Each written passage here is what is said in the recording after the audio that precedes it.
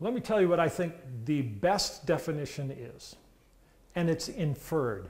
It is not spelled out directly. When Paul in 1 Corinthians 13 says this, when I was a child, I thought like a child, I spoke like a child, and I reasoned like a child. When I became a man, I put away childish things. Well, what did he mean by that? When did he become a man?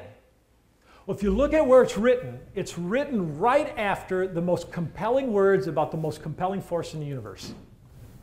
It's written right after he writes this incredible definition about what it is to love. And I submit he is saying, I became a man when I learned how to love. I became a man when I learned how to love. Think about it. When you're on your deathbed and you look back on your life, there are only two things that all of us are concerned about. They revolve around relationships and a cause. We look back and say, who did I love and who loved me? And do the people that I want to love me, love me? And we say this, did I make a difference or did I just take up space? Everything in life boils down to relationships and a cause.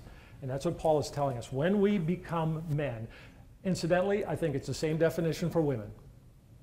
When does a girl know she's become a woman? When she's learned how to love and to give herself to a cause greater than herself. Now the arena of sport becomes a powerful tool for teaching boys how to become men and girls how to become women. Because all sport is life condensed. It's got a beginning and an end. It's filled with relationships and a cause. What a great environment to teach boys how to become men, girls how to become women. Now, a man of God loves the things of God, but men learn how to love. Okay, coach, so love is patient. There's a problem right there.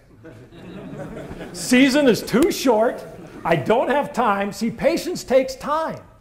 And I don't have time to be patient, especially when I can get results through anger and intimidation, and through shame and fear. And shame, fear, anger, intimidation, they don't take any time at all.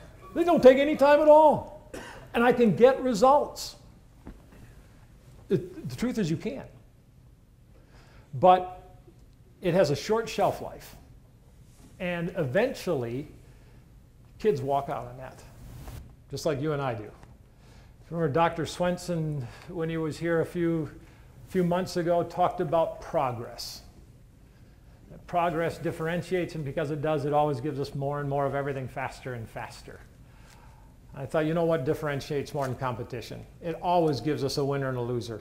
And what we're getting of it is more and more of it earlier and earlier. And that is killing our kids.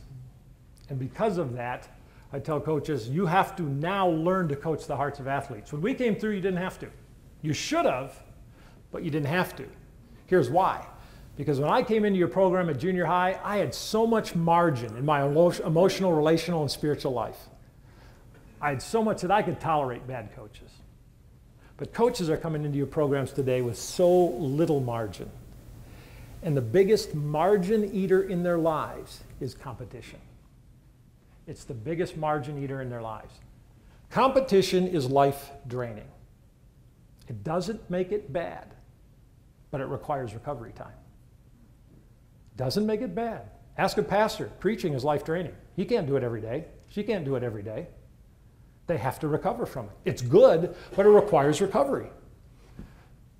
What we have done is we have robbed our kids of play, and we've inserted competition. And play is life-giving. You can play all day. And those of us that are 50 and older, maybe 40 and older, that's what we did. We played all day. You cannot compete all day. We even use the language, you've got to get up for the game. Why? Because it drains you down.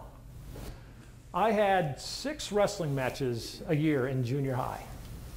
6 a year in junior high. Kids are getting 6 in a day, 100 in the summer, 300 in a year.